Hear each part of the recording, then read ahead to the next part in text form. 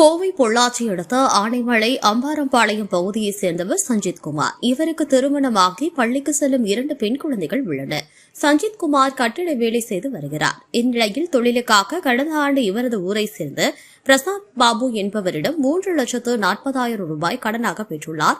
அந்த கடனுக்கு மாத வட்டியாக 20,000 ரூபாய் கொடுக்க வேண்டும் என கூறி பிரசாத் முத்திரை தாளில் கையொப்பம் பெற்றுள்ளார். முதலில் சஞ்சித் சரியாக வட்டி கட்டி வந்த நிலையில் தொழிலில் ஏற்பட்ட நஷ்டத்தினாலும் அவரது மனைவிக்கு ஏற்பட்ட மருத்துவ செலவுகளினாலும் வட்டி கட்ட முடியாமல் போயுள்ளது. இதனையடுத்து பிரசாத் வட்டி பணத்தை கேட்டு பிரசாத் மிரட்டியதாகவும் கூறப்படுகிறது.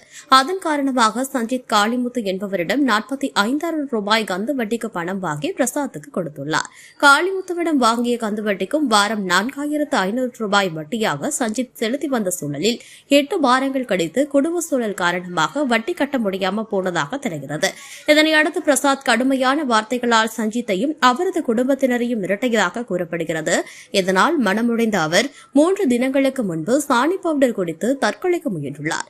அவரை மீட்டு அங்குள்ள அரசு மருத்துவமனையில் சிகிச்சைக்காக அனுமதித்தனர். தற்போது ஓரளவு உடல்நிலை தேறிய சஞ்சித் தான் கடன் பெற்ற பிரசாத், காளிமுத்து மற்றும் அவரது கூட்டாளிகள் தன்னை கொன்று விடுவார்கள் என்றும் அவர்களால் தன்னுடைய குடும்பத்தினரின் உயிருக்கு ஆபத்துள்ளதாக கூறி கோவை மாவட்ட காவல் கண்காணிப்பாளர் அலுவலகத்தில் மனு அளித்தனர்.